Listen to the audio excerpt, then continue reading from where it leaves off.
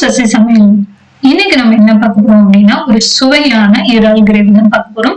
So இந்த gravy பார்த்தீங்கன்னா இட்லி, தோசை, சப்பாத்தி இப்படி எல்லாத்துக்கும் ஒரு சூப்பர் டூப்பர் காம்போங்க. ஸோ வாங்க எப்படி பண்றதுன்ட்டு பார்க்கலாம். இந்த கிரேவி பண்றதுக்கு நான் இன்னைக்கு ஒரு 300 கிராம் இறாலை கிளீன் பண்ணி எடுத்து வச்சிருக்கேன். இது கூட 1/2 teaspoon ginger garlic paste, 1/2 teaspoon மிளகாய் தூள், 1/2 டீஸ்பூன் கரம் மசாலா, 1/4 டீஸ்பூன் மஞ்சள் தூள், 1/4 டீஸ்பூன் மிளகு தூள், 1/2 டீஸ்பூன் உப்பு சேர்த்து கலந்துக்கோங்க.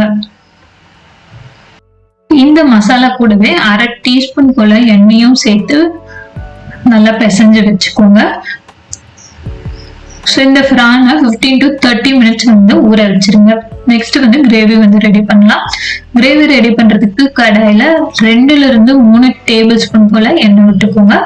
எண்ணெய் நல்லா சூடானதும் மீடியம் சைஸ்ல நான் 2 பெரிய வெங்காயம் வந்து இன்னைக்கு சேர்த்திருக்கேன். இதை நல்லா இது மாதிரி பொடியா கட் பண்ணி சேர்த்துக்கோங்க. கூடவே ஒரு பச்சை மிளகாயும் சேர்த்து நல்லா வதக்கிக்கோங்க. 2 கொத்து கறிவேப்பிலையும் சேர்த்து வதக்கிட்டு நல்லா வந்து வெங்காயம் கலர் மாதிரி வரணும், அது வரைக்கும் வதக்கி எடுத்துக்கணும். ஸோ அதுக்குள்ள நம்ம ஒரு மசாலா ரெடி பண்ணிக்கலாம். 5 பல் பூண்டு, கொஞ்சமா இஞ்சி, ஒரு கைப்பிடி சின்ன வெங்காயம், 1/2 டீஸ்பூன் மிளகு, 1/2 டீஸ்பூன் சோம்பு, 1/2 டீஸ்பூன் ஜீரகம். ஸோ இந்த மசாலாவை அரைச்சி எடுத்துக்கோங்க. வெங்காயம் பார்த்தீங்கன்னா நல்லா வதங்கிடுச்சு. இப்போ இதில் நம்ம மசாலாவை வந்து சேர்த்துக்கலாம். ஃப்ளேமை ஸ்லோ பண்ணிட்டு 1 டீஸ்பூன் காஷ்மீர் மிளகாய்த்தூள், 1 டீஸ்பூன் மல்லித்தூள், 1/2 டீஸ்பூன் கரம் மசாலா, கொஞ்சமா மஞ்சத்தூள் சேர்த்து லைட்டா இந்த மாதிரி பரட்டி விட்டுக்கோங்க.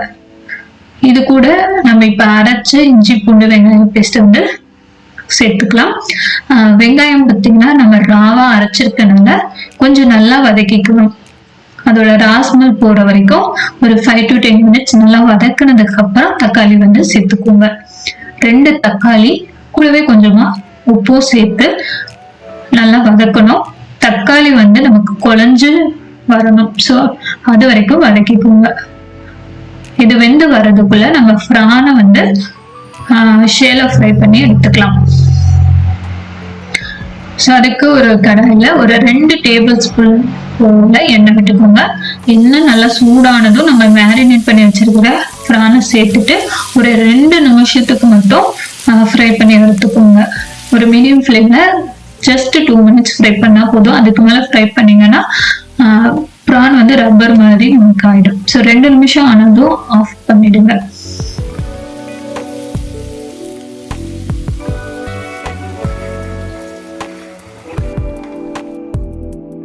தக்காளி பார்த்தீங்கன்னா நல்லா குழஞ்சு வந்துருச்சு. இப்போ இந்த கிரேவிக்கு தேவையான அளவு தண்ணி வந்து விட்டுக்கலாம். ஏன்னா இந்த மசாலாலாம் ராஸ்மல் போய் நல்லா கொதிச்சு வரணும். ஸோ அதனால தண்ணி விட்டு நல்லா கொதிக்க விடலாம். இப்போ கிரேவி பார்த்தீங்கன்னா நல்லா கொதிச்சு எண்ணெய் பிரிஞ்சு வந்துருச்சு. ஸோ இந்த ஸ்டேஜ்ல நம்ம ஆல்ரெடி ஃப்ரை பண்ணி வச்சிருக்கிற இறாலை வந்து சேர்த்துக்கலாம்.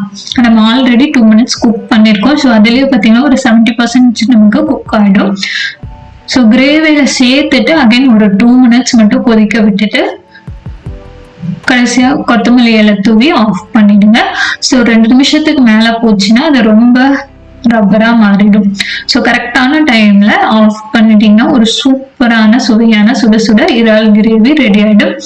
ரொம்ப சிம்பிளான ரெசிபி தான். நம்ம மசாலாலாம் போட்டு செஞ்சிருக்கனால இறாலும் சாப்பிட்றதுக்கு செம்ம டேஸ்டா இருக்கும். ஸோ கண்டிப்பா ட்ரை பண்ணி பாருங்க. ட்ரை பண்ணி பார்த்துட்டு உங்க ஃபீட்பேக் ஷேர் பண்ணுங்க. மீண்டும் ஒரு நல்ல ரெசிபி சந்திக்கலாம். நன்றி, வணக்கம்.